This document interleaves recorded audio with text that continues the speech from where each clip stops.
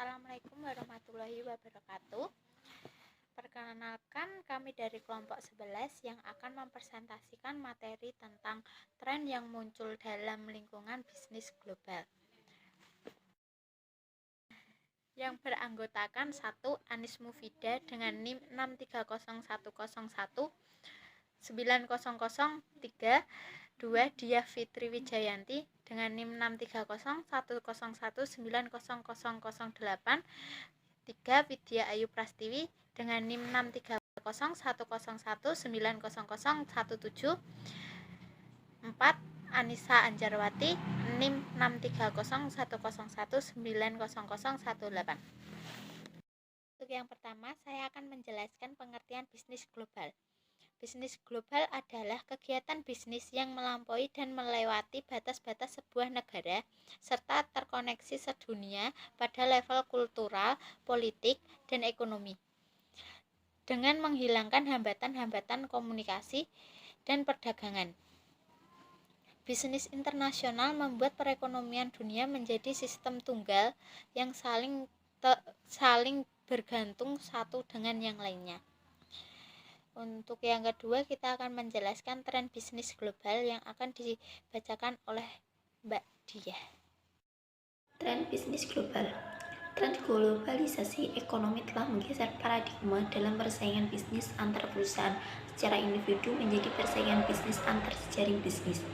Kondisi ini berimbas pada perlunya transformasi perusahaan dalam pelayanan dan berbagai penciptaan nilai pelanggar melalui manufaktur, sehingga mayoritas perusahaan perlu diorientasikan untuk menciptakan jejaring bisnis. Selanjutnya adalah faktor yang menghambat bisnis global, yaitu di sini ada perbedaan sosial dan budaya, yang kedua perbedaan ekonomi, yang ketiga perbedaan hukum dan politik. Sedangkan yang keempat adalah kuota. Di sini kuota adalah pembatasan jumlah produk jenis tertentu yang dapat diimpor ke dalam negeri. Yang selanjutnya adalah embargo, adalah instruksi pemerintah untuk melakukan impor.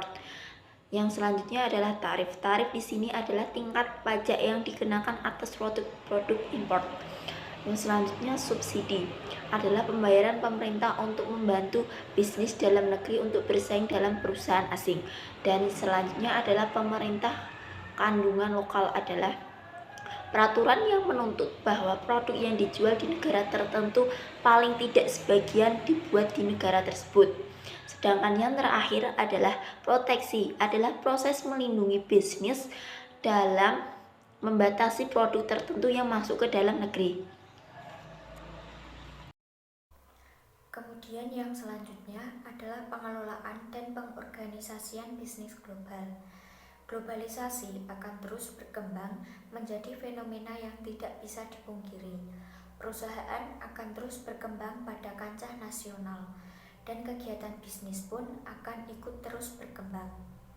Tekanan dari kancah internasional dan dalam negeri terhadap organisasi akan terus berlanjut secara intensif. Kegiatan organisasi harus memiliki kreativitas dan juga inovasi yang tinggi agar mampu untuk bersaing secara global dan terjadi fleksibilitas yang memberikan respon positif serta mampu beradaptasi dengan lingkungan-lingkungan yang berada di luar negeri.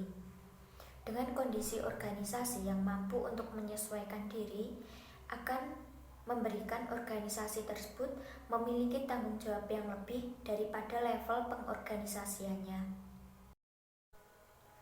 Kemudian selanjutnya, peran tren terhadap bisnis global.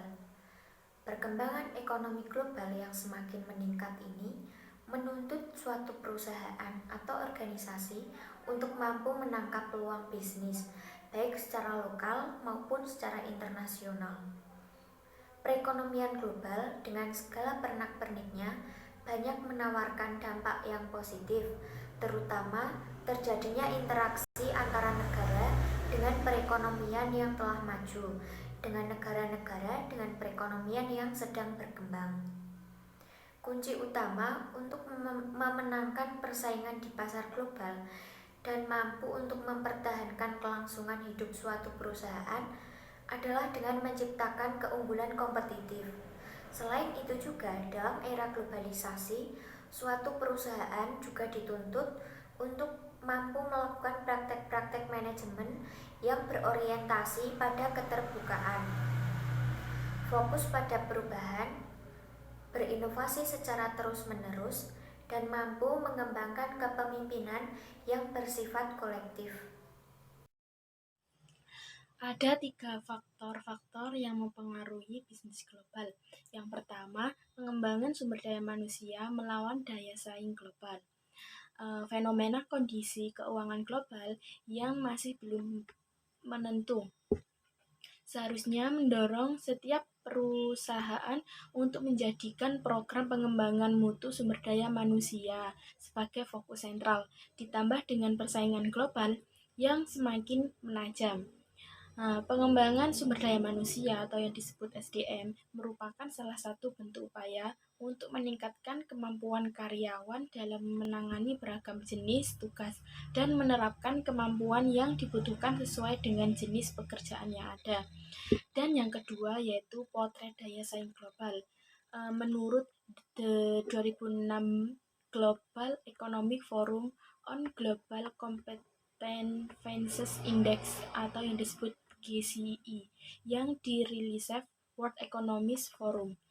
Daya saing global Indonesia ini berada pada yang posisi yang terpuruk. Daya saing diartikan sebagai akumulasi berbagai faktor, kebijakan, dan kelembagaan yang mempengaruhi produktivitas suatu negara, sehingga akan menentukan tercapainya kesejahteraan rakyat dalam sistem perekonomian nasional. Produktivitas adalah penentu utama tingkat ROI, Return of Investment, dan agregasi pembunuhan ekonomi. Dan yang ketiga yaitu daya saing global. Yang dimaksud daya saing global di sini survei World Economic Forum atau disebut WEF yang menyusun indeks daya saing global tahun 2006 sampai 2007. Mempererat Indonesia pada posisi 50 dari 125 negara. Ini lebih baik dibandingkan posisi tahun lalu yaitu pada peringkat 69 dari 107 negara. Di bawah Swiss, Finlandia, Swedia. Sementara itu, survei International Finance Corporation yang bekerja sama dengan Bank Dunia dan Bank Pembangunan Asia juga menempatkan daya saing Indonesia pada posisi terburuk, yakni peringkat 135 dari 175 negara. Sangat menyaksikan posisi Indonesia tersebut. Sekian dari kelompok kami, semoga bermanfaat. Wassalamualaikum warahmatullahi wabarakatuh.